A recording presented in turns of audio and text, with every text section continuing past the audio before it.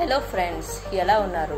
ఒక ఊరిలో జరిగిన సంఘటనని నేను ఈరోజు మీతోటి షేర్ చేసుకోబోతున్నాను. ఆఫ్రికాలోని లపాయా గిరిజన గ్రామం. పచ్చని అడవుల మధ్య ఒక మెరుస్తున్న నది ప్రవహిస్తూ ఉండేది. ప్రజలకు జీవనాధారం ఇస్తుంది. ఆ నది మీదే వాళ్ళ సాగు, వేట, రోజువారీ అవసరాలు ఆధారపడి ఉన్నాయి. కానీ అదే నది వారికో శాపంగా మారుతుందని వారు కల్లోనైనా ఊహించి ఉంటారు. ఆ వ్యాధి బారిన పడిన వారు మొదటిగా భరించలేని దురదని ఎదుర్కోవాల్సి వచ్చింది. తర్వాత రోజులు గడిచే కొద్దీ వాళ్ళ కంటి చూపు మందగించడం మొదలైంది. ఆ ఊర్లోనే ఉంటున్న ఒక 10 సంవత్సరాల వయసు ఉన్న ఒక పిల్లవాడు వ్యాధి వలన అంధుడయ్యాడు. తన కంటి లోపల వామ్స్ కిందికి పైకి కదలటం తనకి తెలుస్తుందని చెప్తాడు. ఆ ఊరిలో సగానికి పైగా అంటే 70% మంది గ్రామస్తులు అంధత్వం బారిన పడ్డారు. ఆ వ్యాధి ఏంటో వాళ్ళకు అసలు అంతు చిక్కట్లేదు.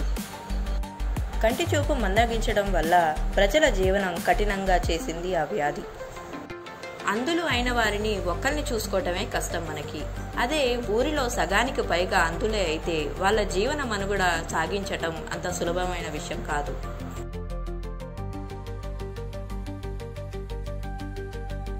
ఈ సమస్య నది వల్ల వ్యాపిస్తుంది కాబట్టి నది సమీపంలో ఉన్న గ్రామాలలో ఈ వ్యాధి వ్యాపించటం మొదలైంది. అసలు ఈ వ్యాధి ఏంటి? గిరిజనులు ఎందుకు అంధులవుతున్నారు? నది ద్వారానే ఎందుకు వ్యాపిస్తుంది అనే విషయాన్ని ఈ వీడియోలో మనం ఇప్పుడు తెలుసుకుందాం.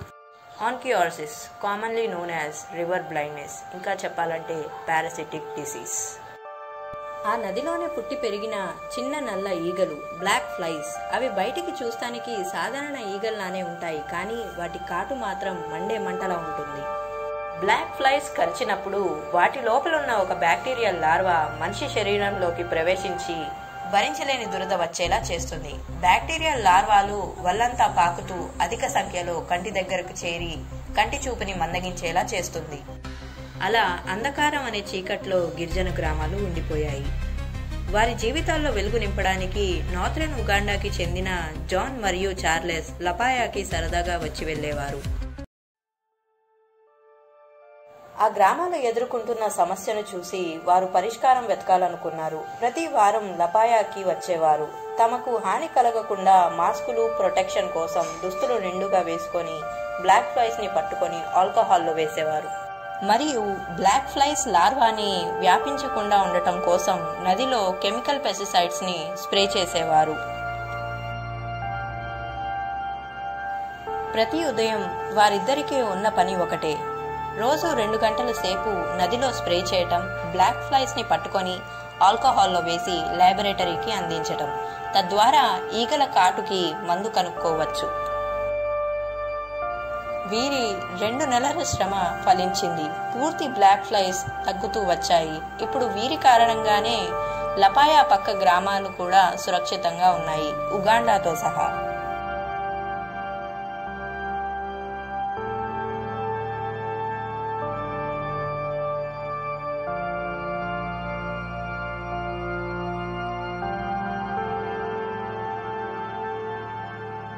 ఇదండి లపాయా గ్రామస్తులు ఎదుర్కొన్న సమస్య.